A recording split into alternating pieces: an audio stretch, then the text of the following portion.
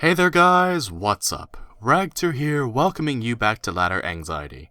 Competitive games can be pretty intimidating and hard to get into, and so can trying new things. But together, I think we can have a really good time, and we can combine these often very frightening aspects of our lives to create a very relaxing experience. So in Underused, a bunch of Pokémon have dropped down from Overused into Underused, and I want to try them out myself. So I constructed this rain team, mostly around Metagross and its power, and we're gonna see how my opponent fares. So my opponent's got a very interesting team, looks pretty defensive all things considered. I think we can go for Zapdos for our lead, and my opponent's gonna go for Skeets the Fortress. So before I go for my Rain Dance, I want to go for Heat Wave, just to do the maximum amount of damage to this fortress. Maybe if I get the burn. No, it is going to hang on with its sturdy, unfortunately. So now I'm going to go for the Rain Dance.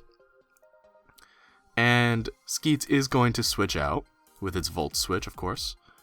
I imagine my opponent was looking to get the more Optimum switch there, maybe. Probably expecting to faint. Going to go into the Bulkasaurus, the Mega Aggron, I have no doubt. So it's time for me to Volt Switch out. Do a nice chunk of damage to the Bulkasaurus. And I think I go into Swampert. Because I don't imagine this thing... Yeah, it doesn't really have much to hurt me currently. So let's Mega Evolve and go for an Earthquake. Going to do lots of damage to the Bulkasaurus. It's going to go for the Dragon Tail to phase me out, though. And Hydreigon's going to come out. Now, this is a Life Orb Hydreigon, and I did forget to put U-Turn on it, actually. Was kind of hoping for that. But I think I can go for a very safe little Dark Pulse and knock Mega Aggron out of the game. Although I do inadvertently, I do show that I'm carrying a Life Orb, so I'm going to have to be careful about that in the future. My opponent can probably play that to their strengths, but hopefully I can also play that to mine. So the sooner I can get in Metagross and set up a substitute so I can get off my Rock Polish, the better.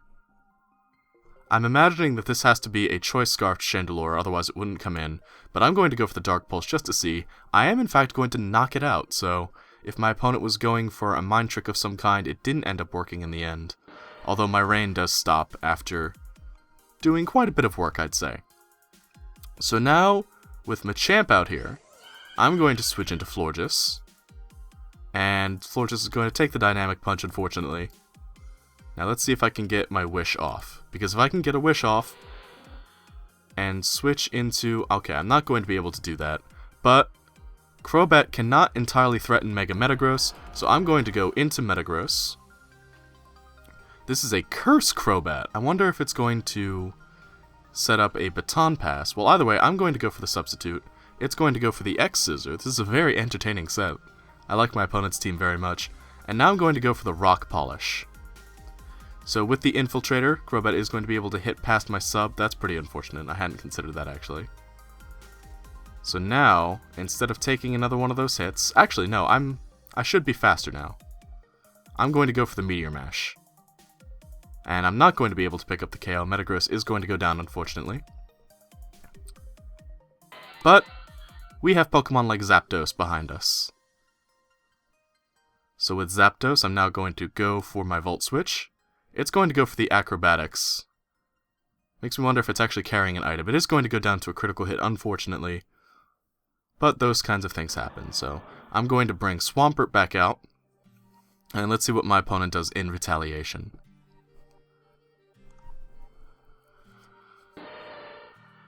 Going to go back into the Machamp. Obviously looking to deal lots of damage if possible. I kind of want to preserve Swampert for a little bit later. But I don't really have anything that I want to take a Dynamic Punch. So I'm just going to go for the Waterfall. As my opponent's going to switch into the Slurpuff. Going to take lots of damage. I'm going to go right for the Play Rough. It's not going to be enough to take me out. And the Waterfall is going to knock Slurpuff out of the game. Now with Machamp back out here, I imagine it's going to go for the Bullet Punch. I'm just going to get off as much damage as I can. with the waterfall. I am going to get the flinch though, and my opponent's going to forfeit after that. So let's close that, and let's look for one more battle, at least. So this looks like a pretty interesting team itself. Looks to be pretty offensively based, but who knows, my opponent might have some real bulk in there. So I'm going to go out to Zapdos, and I know this Galvantula is going to be carrying a Focus Sash, not Focus Scarf, that'd be funny. So I think what I want to do is I want to go for the Rain Dance. No, let's go for the Heat Wave, just to do as much damage to this as possible. It's not actually carrying a focus item, it's just going to get knocked out. I suppose it's a suicide lead Galvantula. Maybe carrying a Choice Scarf just to ensure that it gets off one sticky web before going down. I don't know if that's the best use of Galvantula, but with as hard as its bulk is, I can find it pretty hard to get a lot done with it. So now Nidoking is going to come out, and is my opponent going into this just to force me to hard switch into something? Because that's a pretty effective tactic if they are. What to do? I'm going to switch into Hydreigon. And my opponent's going to predict that and go for the Ice Punch, which was very nice on their part. So now, let's go into Swampert, because I don't think Swampert has too much to fear from the Nidoking. In fact, I might even be able to force it to switch. So let's go for our Rain Dance, as Chestnut's going to come in. Now I do carry the Ice Punch on this Swampert, but I'm not entirely sure without any prior damage I can pick up the KO. So I'm going to switch into Toxicroak. And Toxicroak is going to lose some speed, but Chestnut's going to get off the Leech Seed. So I'm predicting the Spiky Shield. I'm going to go for a Swords Dance. The Spiky Shield is going to come out, and my Swords Dance is going to go up. My Dry Skin's going to heal me back to full, but I'm going to give a little bit in return for that. And now I'm going to go for the Gunk Shot, and I'm going to be able to take Chestnut out in one hit. And my Dry Skin's going to heal me back up. So I imagine that in retaliation, my opponent's going to be bringing in the Espeon. The Espeon is in fact going to come out. And I am in fact carrying the Sucker Punch to deal with these kinds of Pokemon. So let's see if we can't pick up the KO onto Espeon as well. Oh. It's not, in fact, going for an attacking move. It's going to Baton Pass out to something. Probably just wanted to scout out my Sucker Punch. So let's see what Espeon wants to switch into.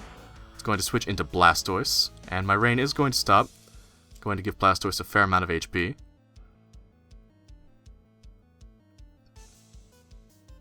I don't think I need Toxicroak anymore, so I'm going to go for the Drain Punch just to do as much damage to the Blastoise as I can.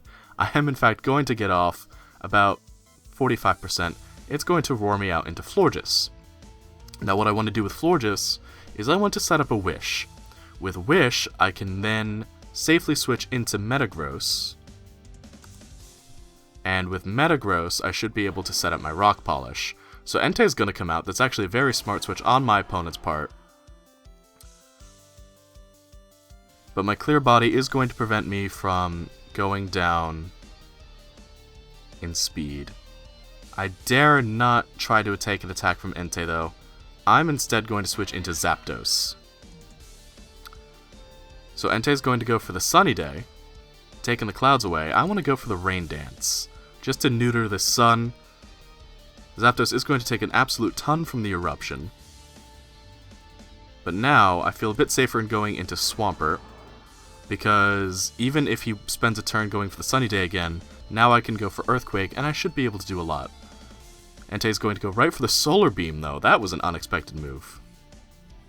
Going to take out my Swampert, and now I am in a bad spot here.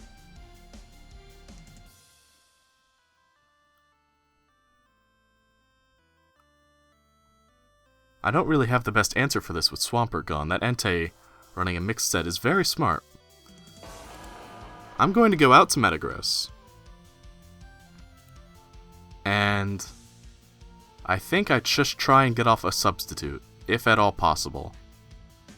I don't know if it is possible, but let's try.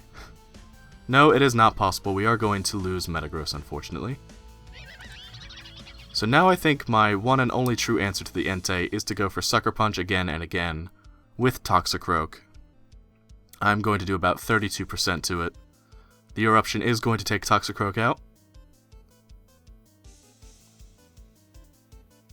So now let's go into Florges, and I guess we make our final stand with old Florges here. So let's see how much damage we can take. I'm going to go for the Aromatherapy. I can actually take a surprising amount. That pleases me greatly.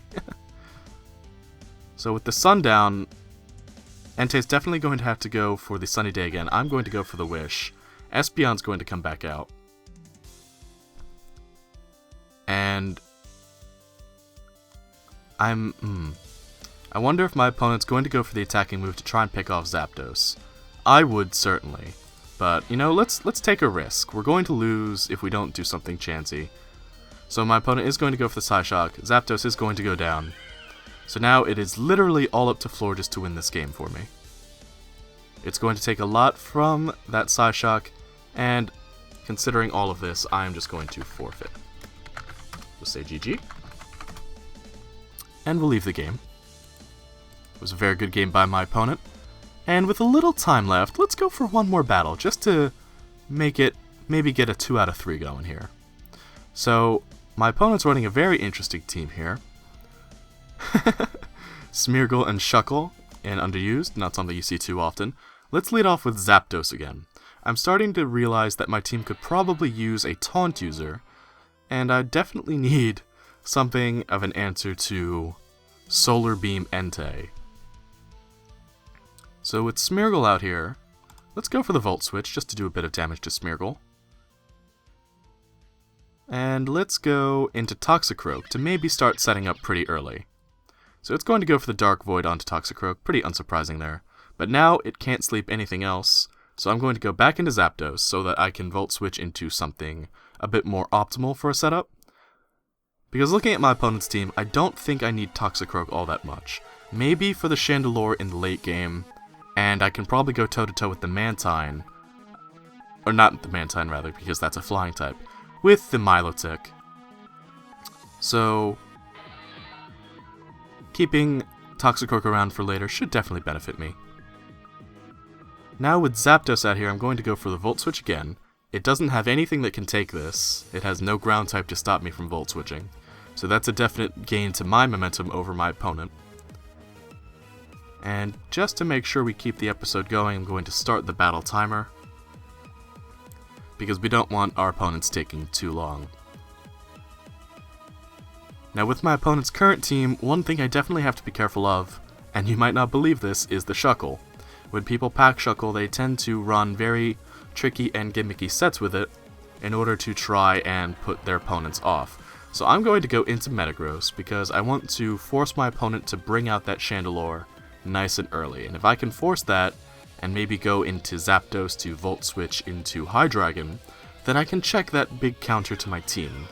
So Chandelure is going to come out, and expecting the fire attack, I think I can very safely go into Zapdos.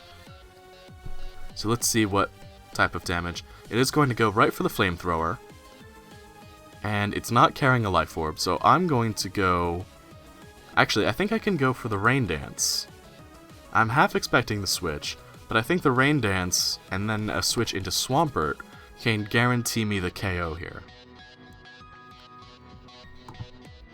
Although that all depends if the Chandelure is in fact carrying... Chandelure is going to switch out into Shuckle. I'm going to get my Rain Dance off. And now I think I Volt Switch into Metagross, because I don't think Metagross has anything to fear from the Shuckle, and I can start setting up my Sub and my Rock Polish to maybe get as much in as I can. So let's go into Metagross. It's not going to take damage or lower stats from the Sticky Web. Shuckle is going to go for the Knockoff, which is going to activate my Weakness Policy. Makes me very happy. And let's go for the Sub. We are definitely faster than the Shuckle. Shuckle's going to go for the Encore, forcing me to go for the Sub again.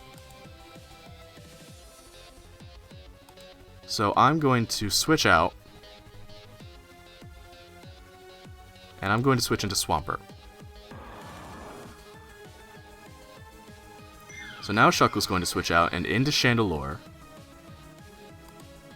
And this is the make or break moment. Chandelure's going to switch out, going to bring out Mantine. Mantine's going to take quite a bit from the waterfall, but my rain's going to stop in the end. Now I wonder why Mantine came out. Did it come out just to try and maybe take an Earthquake? I'm not entirely sure. But considering I don't know what the Mantine wants to go for, I'm just going to go for the Rain Dance, just to try and get my speed boosted again. My opponent has a lot less to fear now that my weakness policy was triggered on Metagross and I had to switch for it. But if I can get off a Rock Polish, my Metagross is still definitely a threat. So Mantine's going for the Gunk Shot, probably trying to get off the Poison if possible. With my Rain up, I feel pretty safe in going for my Ice Punch. Going to do a nice clean 43% number dyslexia right there. And you know, even if we get the burn here, or even if we lose Swampert, or even if we lose this game, it's all okay. We're having a good time. My opponent's Mantine is going to go down and bar the Milotic, which is going to come out right now. I do feel pretty confident in going into the rest of this game. So because I don't really fear what else the Milotic has to offer, I feel pretty safe in going into Toxicroak to maybe take the water attack. It's going to go for the Hidden Power, and I can only assume that to be Hidden Power Grass, considering they went for it on the Swampert. So we're not going to take that Ice Beam very nicely, but if we could wake up, we're not in fact going to wake up, and the rain's going to stop. So with the Ice Beam in mind, I think I switch into Florges. Florges is probably going to take a bit of damage. The Milotic is hitting pretty hard because of that Life Orb. I'm going to go for the Wish. And if I can get a Wish off onto Metagross to ensure a safer switch, then that would make me very happy indeed. Milotic is going to go for the Hydro Pump and miss. That's why I tend to run Scald over Hydro Pump. You miss out on some power, but you are not as likely to miss your attacks. Milotic is going to miss a second Hydro Pump. I'm going to get my HP back to full. And now I'm going to go for the Rock Polish, because with that, I think I can seal my victory over my opponent. Going to go out into the Frostlass. I'm going to get my Rock Polish up. And now I think I go for the Substitute, just to see. I don't imagine Frostlass has any tricks like that Crobat did, so let's get off our sub. It's going to go for the Thunder Wave, but because of the sub, it's going to fail. And now let's go for the Meteor Mash and see if we can't clean up my opponent's team. Although the Meteor Mash is going to miss, Frostlass is going to take the opportunity to set up some spikes, which is pretty smart by my opponent. Realizing Frostlass can't do anything, or maybe is carrying a Focus Sash and can only get off one more attack, going for the spikes as a last-ditch effort, definitely very smart. Chandelure's going to come out, and my Meteor Mash is going to miss again. Both of us getting some mishacks there, very unfortunate, but my Earthquake is going to pound through Chandelure. Excuse me. And unless it's Choice Scarfed, which I'm not entirely sure it is, and I think I outspeed because of my Rock Polish. So Shuckle is going to take my Earthquake pretty well. I'm just going to go for Meteor Mash. I'm going to be able to pick up the KO onto the Shuckle. I realize that this is probably, and my opponent's going to forfeit and leave. I realize this probably isn't the most exciting commentary, but against opponents like this I do have to think pretty clearly, so more often than not, ladder anxiety is just me vocally stating what I think I would and want to go for, and how I react to my opponent's choice of moves. But I think that's part of the fun, realizing what someone who doesn't battle the way you do battles, or seeing how someone who doesn't battle the way you do. I think that makes ladder anxiety pretty special, and I think it makes a lot of live commentary pretty special, but I like to think on ladder anxiety, we come to relax and we have fun instead of trying to deliberately climb ladders and make ourselves the best of the best. Now, I am definitely pleased with the performance of these Pokemon, although I need to definitely sort out my sets, because I'm not entirely sure the best ways to run, say, Metagross and Zapdos are just yet. So I'll be having to think of that, but for the time being, they did their jobs very well, and I'm very pleased by having them in this tier. I think it makes for some very interesting competition. If you have enjoyed this episode of Ladder Anxiety, and if you like the new Pokemon that have dropped into the Underused tier, then let me know with a like and a comment down below, telling me how much fun you've had, and I will see you next time as we return to Pokemon Showdown. Until then, take care and have a good one. Bye-bye!